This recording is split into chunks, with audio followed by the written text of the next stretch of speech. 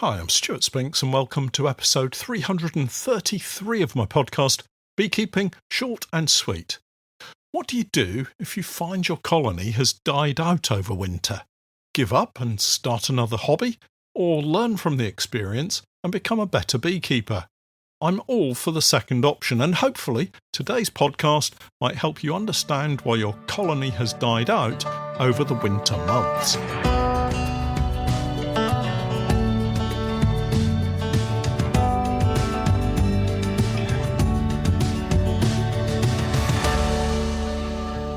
Beekeeping Short and Sweet, a beekeeping podcast for the inquisitive beekeeper with a short attention span.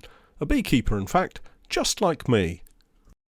Before we get into today's beekeeping conversation, and in the absence of anyone else supporting my podcast with an advert or two, here's my little self-promotion again. For all of you who haven't yet signed up to my Patreon page, I, together with Steph, have been creating beekeeping content for many years now. And if you're looking for some straightforward, down-to-earth tips and techniques, help and advice, then do take a look at my Patreon page. We have over 1,600 individual beekeeping posts, videos and podcasts filled with useful and timely help and advice. My approach is pragmatic and calm, sometimes entertaining, but always with help and support for beekeepers at the heart of what I do. I keep my videos short and concise wherever possible. No waffle, no flannel, just honest beekeeping advice from years of keeping bees. Take a look and join me for the new 2025 beekeeping season. It'll cost you less than a jar of honey, and you never know, there may be something there that will help you improve your beekeeping. Head over to Google and search for Patreon and the Norfolk Honey Company. Hi everyone, welcome back to the podcast. It's February, and I don't know about you folks, but I, for one, am glad to see the back of January. It feels like it's been such a long month this time round, and that's not because of the Christmas excesses, you understand. The good news is that February is just a short 28 days, and then we can look forward to an early spring and the delight in seeing our bees building up into the warm new season. At least that's my rose-tinted glasses perspective. For a lot of beekeepers, February brings with it a rather depressing scenario of their only colony which has died out and the perceived struggle of getting started all over again. I think it can also feel like somehow it's all the beekeeper's fault. The beekeeper has failed or isn't good enough to be a beekeeper, or that a colony loss is somehow a reflection on their inability to keep bees. Well, I'm here to tell you that while mistakes can and often are made by beekeepers, myself included, it's not always the beekeeper's fault, and if you lose a colony, rather than throwing in the towel, as they say, treat it as a learning experience and look to work out what happened and why, promising yourself that you'll remember what has happened this year and look to improve next year. If you have messed up, just accept it and try to learn from it. Thinking about a standard backyard honeybee colony, my process of getting colonies through the winter starts in the autumn, and I guess it's an appropriate thing to discuss when we're talking about colonies that have died out. So I start with an assessment of how they are at that time. So here I'm talking about a full-size colony that has seen a full season through that year, maybe as a honey production hive, or in the example of it being a backyard colony, maybe it was just a nucleus colony that was transferred into a full-size hive in the late spring and developed through the summer, maybe giving a super or two of honey, if we're lucky. I've certainly had more honey off this type of nuke into a full-size hive transfer than not over the years. Despite this, a lot of beekeepers who sell nukes will tell you don't expect any honey in your first year. However, I've also sold a lot of nukes to beginners, and they've messaged me late in the summer to say how delighted they've been with the honey production of their first colony. So, just digressing a little bit, if you are a new beekeeper looking to get your first nuke in the spring, When you buy your hive, make sure you do get at least a couple of supers and a queen excluder to go with it. Otherwise, you may find yourself with a colony that swarms very quickly because they've run out of space. Don't blame the supplier of the nuke because you're finding queen cells when the colony has grown so quickly that they're running out of space and want to swarm because of it. Beekeeping can be a very sedately paced hobby, but with bursts of frantic activity when you're trying to work out how things got out of control so very quickly and making up more frames and brood boxes and floors and roofs and the list goes on. If you haven't yet experienced that feeling, don't worry, it's going to happen soon enough. So anyway, back to thinking about hive assessment for winter preparation and colonies that have died and kind of just revisiting what's happened. And I know that this is one of those bolting the gate after the bees have gone over the hedge or whatever mixed metaphor you'd like to use. But if you've had a colony loss or perhaps more than one, you really need to look closely now at what happened because the detail may well be staring you in the face on the frames of that dead colony as you work through to the clean-up phase. So we have our full-size hive with a nice number of bees in it, brood box full of bees, lots of brood and a laying queen. Think about the queen to start with. How old is she or was she? Where did she come from? Is she likely to have lost her vigour or even become a drone-laying queen over that winter period? Is there any doubt about her health or her age? If there is, maybe the plan should have been to replace her. And by that I mean replace her in the late summer or early autumn, rather than working hard to get the colony through to now in February and find that she's become a drone-laying queen.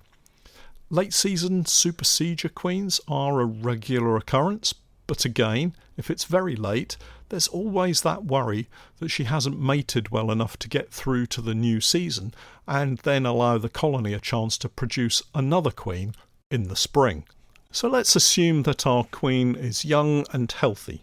What next? Well, how about the adult bees and brood? Are there any signs of pests and diseases? The obvious one here is the varroa mite, probably our biggest challenge in terms of keeping a colony healthy and seeing them through the winter. And whilst I know there are beekeepers out there who are not treating their bees and managing quite successfully, for the vast majority I think there is still that need or desire to treat in one way or another. We had actually a pretty good year with drone brood removal and oxalic acid treatments in a lot of colonies.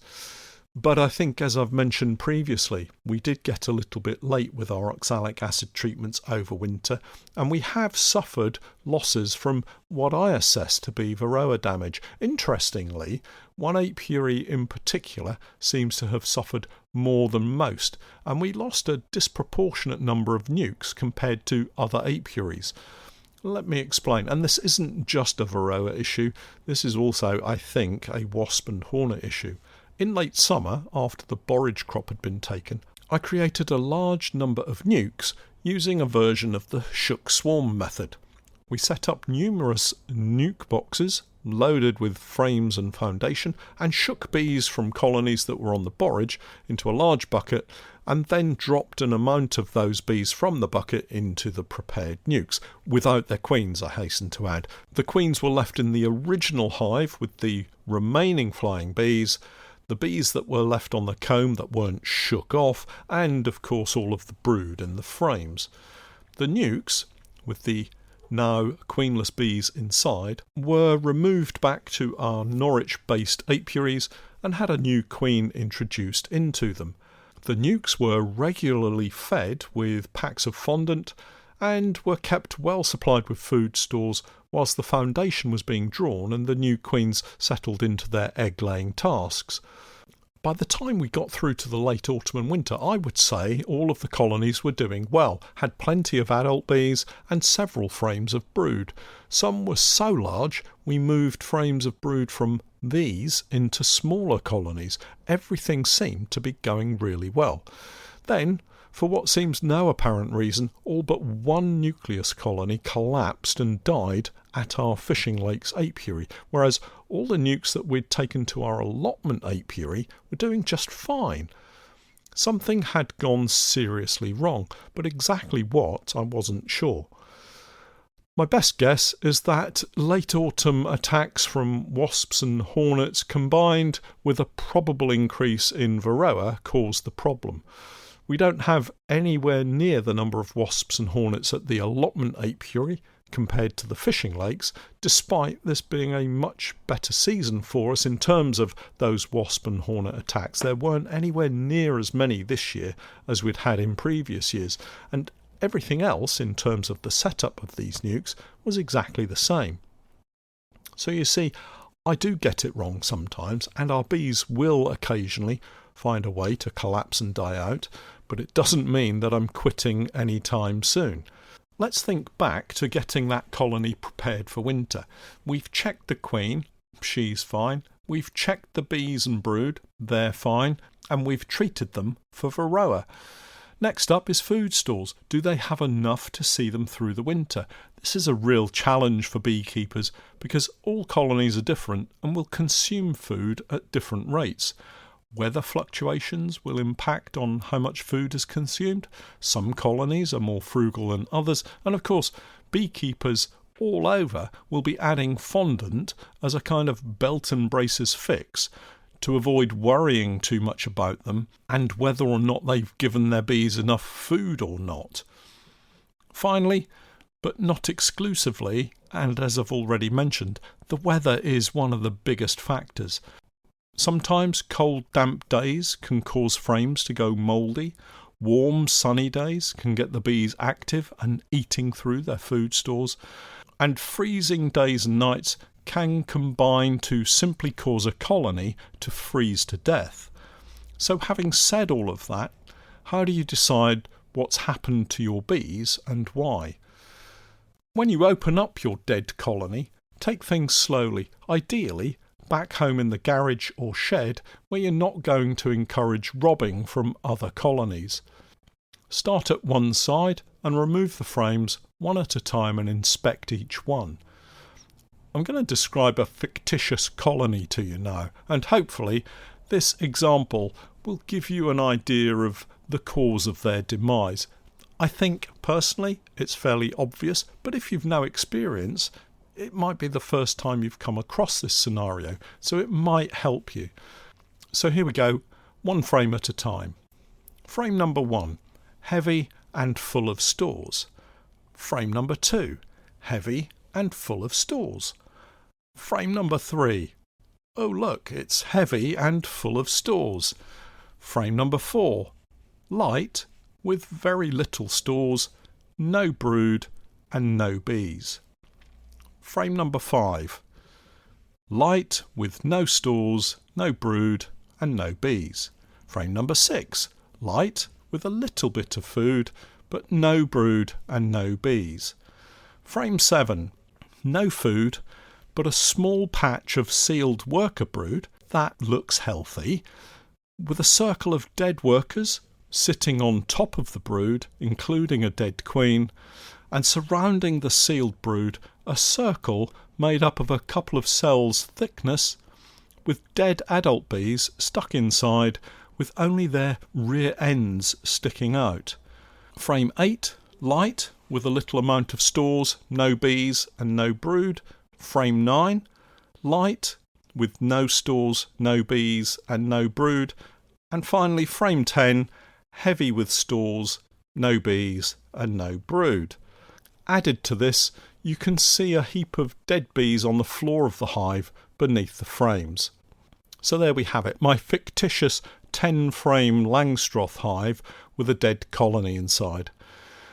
What's happened here? Well, we can only take an educated guess, and by doing a little bit of detective work, the colony appears to have had plenty of food stores at either end of the box, but the colony has still died out. There's healthy-looking worker brood, so the queen was still laying fertilised eggs when she perished. We're saying that we treated the colony for varroa, both in the autumn and in the traditional December to January oxalic acid treatment period. My assessment? Well, I think this colony died because they were too small going into the winter, and I was being overly hopeful that they might make it through. The colony appears to have been doing okay up to a point where the adult bees started to die, and the reduced colony size hit a tipping point that meant they were reluctant to move from the area of brood that they had to pop off and get food from those outside frames.